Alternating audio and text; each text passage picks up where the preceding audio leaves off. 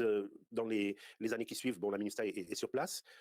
Au début de l'année 2010, il y a un tremblement de terre très important en janvier 2010 en Haïti, et ça n'a pas un rapport direct, mais bon, la MINUSTA est prolongée, elle est là, et il faut faire la relève des soldats. On est au Népal, des soldats, un peu plus d'un millier de soldats vont partir pour Haïti. Ils sont examinés pour une opération extérieure, c'est-à-dire un examen clinique, etc. Puis ensuite, ils sont lâchés en permission chez eux pendant une dizaine de jours, et ils reviennent pour embarquer et partir pour Haïti au mois d'octobre. Et tout ça, le 8 octobre à peu près. Donc tout ça se fait pendant cette période où il y a l'épidémie de choléra. Ils ne sont ni vaccinés, ni de traitement particulier, ni examinés, ni de recherche microbiologique pour le choléra. Ils embarquent dans l'avion et ils partent pour Haïti.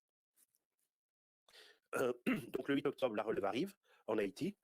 Et ils vont s'installer dans différents camps. Le principal, le plus important, se trouve au centre du pays, à proximité d'une ville qui s'appelle Mirebalais. Et donc ce camp est entouré d'une petite rivière. Et on va s'apercevoir assez vite qu'il y a un problème d'assainissement au niveau du camp. Alors le problème, là, il y a un plan de la région. On voit bien le camp qui est indiqué en rouge sur le schéma. Il est donc un peu au sud de la ville de Mirebalais. Et tout autour, il y a des affluents qui vont aller vers Mirebalais et ensuite arriver sur le fleuve Artibonite, qui est le principal fleuve d'Haïti. Et c'est juste en face de ce camp, dans un petit village d'une vingtaine de maisons, qu'on va voir apparaître les premiers cas de choléra.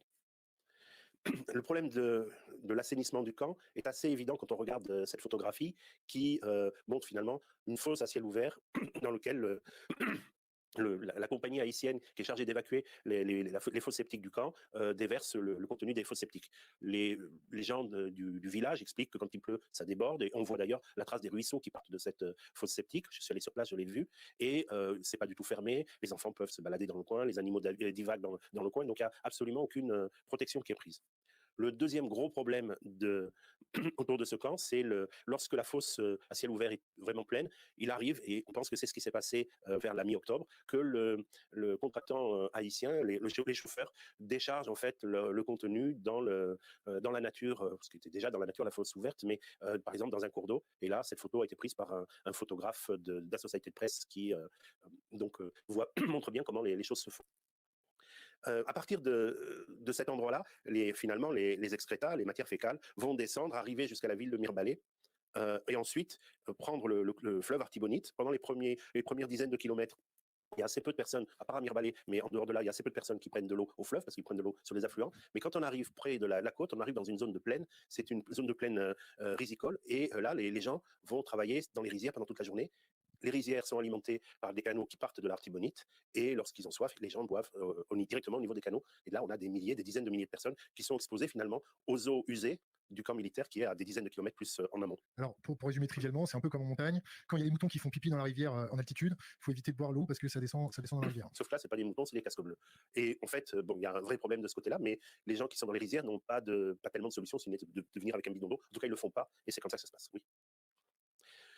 Donc là, on a une image qui a été prise, une figure qui a été construite au moment de l'explosion du choléra, alors dans le bar Artibonite. On est le 22 octobre, ça fait quelques jours que les soldats sont arrivés. Et là, tout d'un coup, dans le bar Artibonite, on s'aperçoit, mais du jour au lendemain, on a tout d'un coup 500, puis 1000 nouveaux cas de plus. Et très, très vite, en l'espace de 24-48 heures, des milliers de cas qui affluent vers les structures de soins de l'Artibonite, qui vont se faire soigner pour des diarrhées terribles avec des vomissements et des déshydratations. Et déjà, on est à peine à 48 heures du début, qu'on est déjà à 138 morts. Donc quelque chose d'extrêmement sévère qui survient dans ce bar Artibonite. Là, j'ai fait une série de cartes qui vont montrer l'expansion de l'épidémie. C'est des cartes d'incidence, c'est le nombre de cas sur le nombre d'habitants dans toutes les communes d'Haïti. Et là, c'est le mois d'octobre, et on va voir les mois suivants. Donc, au mois d'octobre, on voit que en orange, vous avez la commune de Mirebalais, où il y a une épidémie très sévère